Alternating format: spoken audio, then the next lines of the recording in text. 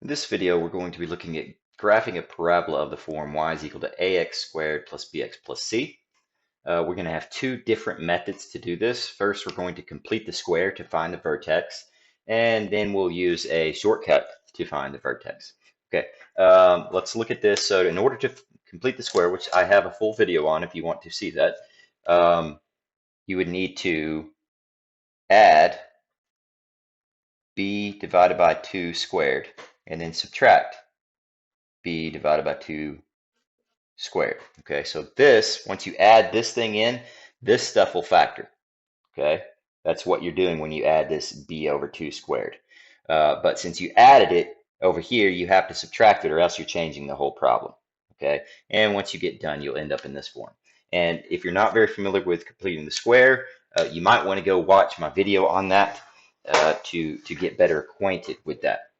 All right, so once we put it in vertex form, we'll identify our A, our 1A, and our 3A. We'll move over 1, up or down 1A, and then over 1, up or down 3A. Okay, just like we've been doing in previous videos. All right, so let's take a look at this one. We've got x squared minus 8x plus 15. Okay, so what I want to do, I'm going to write down here where I've got a little more room. I've got that negative 8. That's my B, so I want to divide it and square it. Okay, let's do the inside first. So that would be negative 4 squared, which will be equal to positive 16. Okay, so what I'm going to do is rewrite this right here. Instead of putting the 15 there, I'm going to ignore the 15.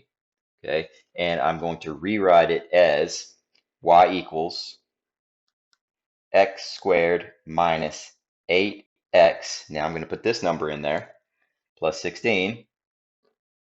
That's what I'm going to factor here in a second. And then the plus 15 goes on to that, and then you subtract that same 16 over here. Okay, so we added it and subtracted it. So in essence, we didn't change anything about the problem because we added 16 here, but we also subtracted it. But this will factor nicely, and we can combine these two. That's 15 minus 16. Okay, so what does this factor into? Well, it should factor into x minus 4, x minus 4, so x minus 4 squared. Okay, so two numbers that multiply to get 16 but add to get negative 8. That's negative 4, negative 4. Okay, so what we have here, go down here, is y is equal to, here's that factored portion. So it'll be x minus 4 squared, because it'll be x minus 4, x minus 4. And then let's combine these two right here. 15 minus 16 is negative 1. So we have it in vertex form now. Okay, and recall when you have it in vertex, you know you can, in vertex form, you can basically write down the vertex. It's the opposite of this number is your x, and the same as this number is your y. So our vertex on this one is the opposite of this, which is 4, the same as this, which is negative 1. So 4, negative 1 is where we're going to start. 4 on the x, negative 1 on the y. There's our vertex. Okay, we need to identify our a. That's the number in front of x squared, or you could say it's in front of this parentheses. Either one, it'll be the same. There's no number there, so we'll say it's a 1. Okay, so our a is equal to 1, and our 3a is equal to, well, 3 times 1 is 3.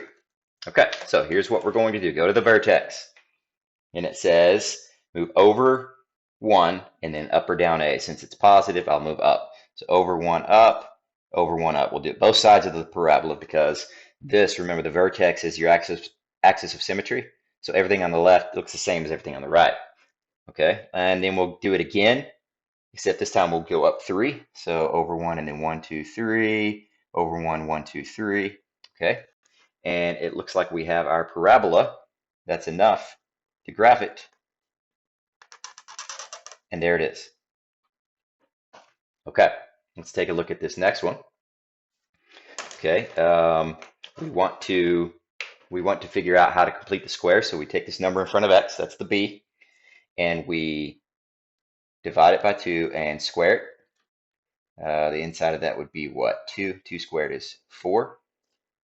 Okay, so this could be rewritten as y is equal to, here's my parentheses. This is what I'm going to factor. X squared plus 4x plus this number.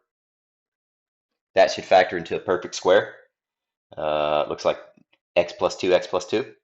Yeah, and then we get our plus 6 over there, and we subtract the same 4 that we just added so that we can make it the same. Okay, so once I do that, this factors into y is equal to x plus 4 squared, because it'll be, or not 4, excuse me, 2, x plus 2 squared, that's a mess, y is equal to x plus 2 squared. Okay, that's what this factors into. 2 times 2 equals 4, 2 plus 2 equals 4. And then what's this? 6 minus 4? That will be 2. All right, so we have all the information we need to factor this. What's our a? A is still 1, right? So our 3a is still 3. All right, where's our vertex?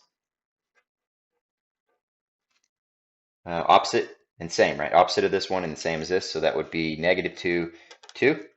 So let's go to negative 2, 2 on the graph. There's my vertex. So am I opening upward or downward? Well, since the number in front is positive, then we'll give it a smiley face. All right, so I'm opening upward. So I start at this point. I go over 1, up a, that's this and this. And then I'll go over 1 and up 3. 1, 2, 3. 1, 2, 3. And there's my graph.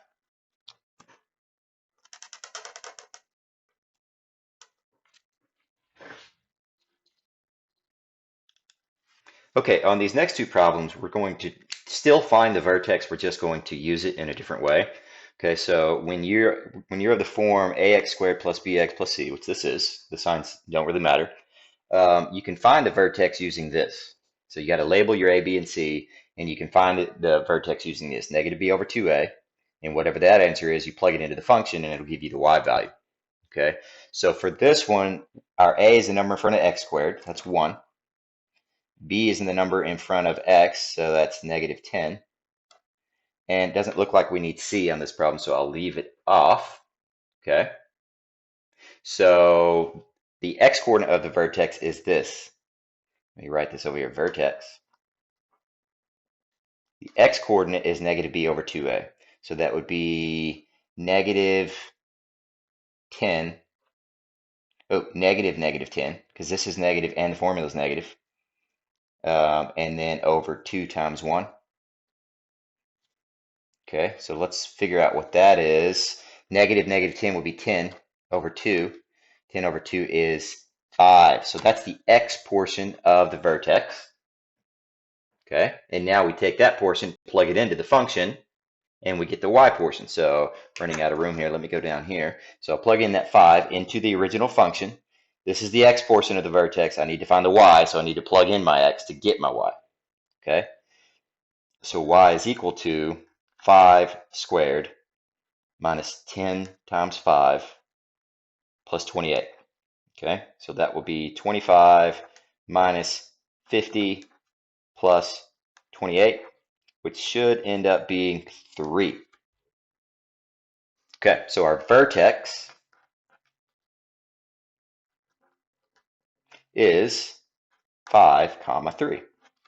Okay, so now we can write that number on the graph, 5 on the x, 3 on the y. There we go. That's the vertex. We know our a is 1, and our 3a is 3. So over 1, up 1. Oh, because this is opening up, right? It's positive. Over 1, up 1, and then over 1, up 3. And here's the graph. Okay, one more. So this one, what is our A? I'm going to write up here. What is our A? That's 1. What is our B? That's 2.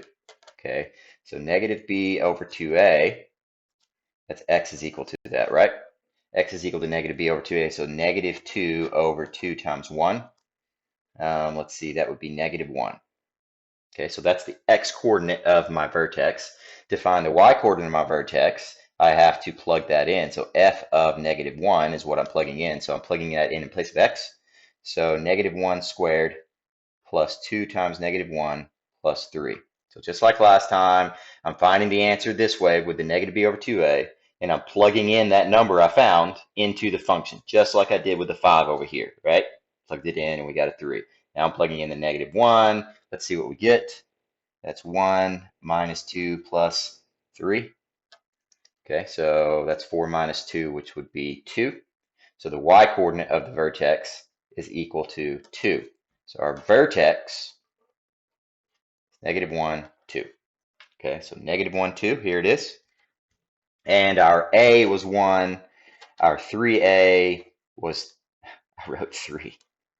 Our 3A was 3. It's opening up because this is positive. So over 1, up 1, and then over 1, up 3. 1, 2, 3, 1, 2, 3. And here is our graph.